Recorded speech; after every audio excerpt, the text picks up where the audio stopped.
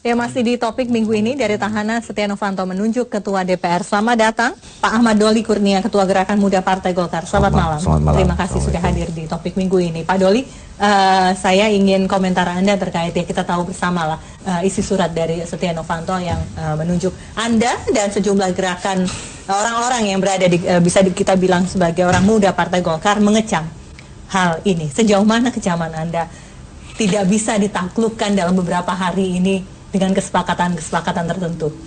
Ya, sejak awal kan generasi muda Partai Golkar juga melontarkan kritik terhadap manajemen partai yang sekarang menurut saya ini dilakukan dengan cara-cara yang tidak sehat, ya, dikendalikan oleh satu orang, dua orang, tiga orang, gitu ya. Dan akhir-akhir ini terungkap sekarang siapa-siapa saja sebetulnya yang saya sudah masuk pada fase sekarang ada pro perubahan dan pro status quo. Ya. Siapa-siapa aja yang pro status quo ini selama ini yang membangun partai ini secara oligarkis, ya, berdasarkan kepentingan orang-orang tertentu. Bisa menyebutkan nama?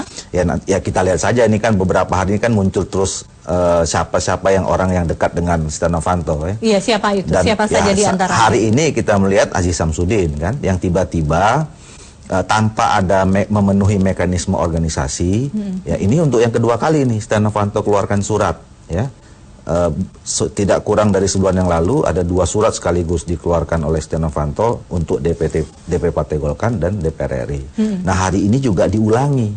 Nah waktu itu saja kita sudah mengecam dan mengkritik, ya, sekarang diulangi lagi menunjukkan bahwa memang seolah-olah sepertinya DPR dan Golkar ini milik pribadinya gitu. Nah, tapi alhamdulillah kita hari ini juga menyaksikan bagaimana anggota dewan itu termasuk yang juga dari fraksi Partai Golkar yang menunjukkan bahwa mereka masih punya akal sehat, rasional. Kemudian surat itu akhirnya diabaikan kan. Jadi di dalam rapat Bamus tadi itu surat pengunduran dirinya itu diterima, tapi penunjukan pengganti terhadap Aziz Samsudin mereka kembalikan kepada Partai Golkar. Kenapa? Partai Golkar. Karena mereka menilai tidak melalui mekanisme organisasi. Yakinkah Anda jika kemudian dikembalikan ke internal Partai Golkar, jalannya tidak akan sama begitu? Akan ke rapat pleno dulu, jangan-jangan memang para senior-senior di Partai Golkar sudah sepakat ini adalah bentuk kompromi sebelum Munaslup? Saya kira kan kita sekarang sedang mempersiapkan perubahan dan pembaharuan di Partai Golkar melalui Munaslup.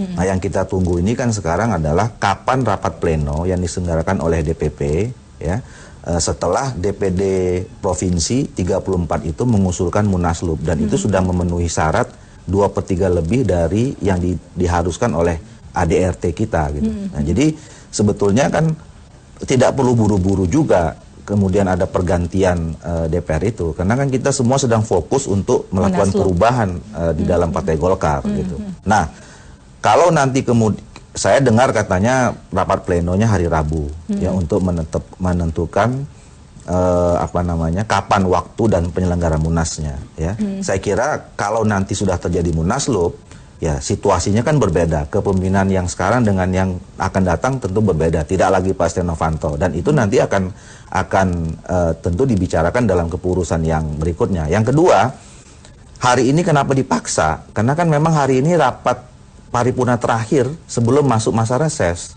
Jadi kalau dalam sebulan ini diputuskan pun, katakanlah besok Rabu, rapat pleno itu juga mengagendakan pergantian ketua DPR, ya, itu nanti juga akan disampaikan di rapat sidang setelah Munaslup berlangsung begitu. Jadi setelah tidak ada Munaslup dan urgensinya. setelah reses selesai. Gitu. Iya, jadi iya. masih jadi nggak ada urgensinya seperti nggak ada itu, urgensinya. Gitu. Oke, baiklah. Pak Salim Said, silakan membaca situasi di Partai Golkar saat ini. Menyusul juga ada surat dari Pak Setia Novanto. Saya tidak akan bicara spesifik menyangkut organisasi, menyangkut surat menyurat, karena di antara kita ada 2 orang penting Golkar. Satu, Pak Akbar Tanjung, sebenarnya dialah pendiri Partai Golkar, bukan Golkar. Jadi kalau kita berbicara Partai Golkar, beliaulah bapaknya. Sebelumnya itu Golkar punya Orde Baru, dan Golkar sebagai alat Orde Baru itu tugasnya orang Golkar dan anggota partai lain yang duduk, tugasnya satu, amin saja. Sebab yang menentukan bukan partai, yang menentukan rezim kekuasaan. Nah, yang membuka jalan menjadikan Golkar itu partai yang benar adalah Pak Akbar Tanjung. Pasca reformasi. Nah, Bapak yang lebih muda ini saya hormati sebagai pejuang generasi muda yang mau memperbaiki Golkar. Oke? Begitu sikap saya. Nah, yang mau saya katakan sekarang, banyak yang mau saya katakan. Saya ngikuti perkembangan ini. Ada dua hal penting yang mau saya komentari sehubungan dengan ini. Pertama, saya kagum pada Setia Novanto. Berjuang sampai di titik darah terakhir. Sampai dia meniru bandar narkoba di penjara yang mengambil keputusan dari penjara dalam urusan mengimpor narkoba masuk ke Indonesia. Jadi jangan sampai diamini begitu ya? Ini ceritanya bukan soal amin. Begitu teguhnya beliau memperjuangkan ide beliau, memperjuangkan kelompok beliau supaya kekuasaan tidak terlepas. Itu satu hal. Kedua, tadi kan saya kagumi. Yang kedua, saya kasihan Pak Setia Novanto. Setia Novanto ini kan byproduct saja. Ini ada sejumlah macam-macam kepentingan yang disatukan dan mencari tokoh in search of a role to play. Nah, peranan itu dimainkan oleh Setia Novanto. Oke. Jadi saya tidak mau bicara sampai detail karena itu kan kalau saya dituntut di pengadilan saya akan repot. Tapi sebagai ilmuwan politik yang mau saya katakan dia difungsikan. Difungsikan oleh siapa saja? Oleh kelompok mana saja? Walaupun tidak usah menyebut nama lah. Kelompok yang punya kepentingan. Oke. So orang berpartai itu kan ada kepentingan. Jadi dia ini sebenarnya Novanto itu kasihan. Dia itu ibarat gunung es itu. Dia itu cuman puncaknya yang kelihatan. Tapi karena di bawahnya besar. Banyak kepentingan di dalamnya. Kepentingan ya.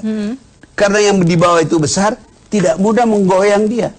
Dan itu terlihat dari tingkah laku politik dia. Dan itu terlihat bagaimana orang-orang loyal kepada dia. Emang loyal itu karena bapaknya dia raja, sultan? Enggak. Soal kepentingan. Dia menyiapkan diri di situ, dia pasang badan untuk kepentingan sejumlah orang. Gitu ya. Dan dia kukuh memegang itu, ya, menikmati dan kalau dia mendapat kepercayaan itu, jangan Anda pikir yang dia hasilkan, apakah itu kekuasaan, apakah itu materi, itu dia abdikan kepada yang memberi kekuasaan. Dia tidak abdikan, dia bagikan. Oh, dia bagikan. Dan pembagiannya rata tampaknya. Nah, itu soal lain. It turned out, dia sebenarnya alat yang melalui sebuah proses, dia menjadi orang yang menentukan. Kita kembali ke posisi Setia Novanto di Partai Golkar. Kalau Anda tadi mengatakan bagi-baginya banyak ke berbagai kalangan, termasuk juga di internal Partai Golkar. Memang ini di internal Partai Golkar. Di internal Partai Golkar. Ya, bagian lain yang bisa mendukung dia, ibarat film, pemain pembantu, ya kebagian juga. Dan Anda jadi kalau kemudian nanti arahnya untuk menentukan ketua DPR ini melalui rapat pleno dan juga munaslup melalui rapat pleno, begitu kemungkinan kepentingan Setia Novanto masih bisa dimenangkan. Bisa saja. Oke, baiklah. Pandai-pandai dia lah.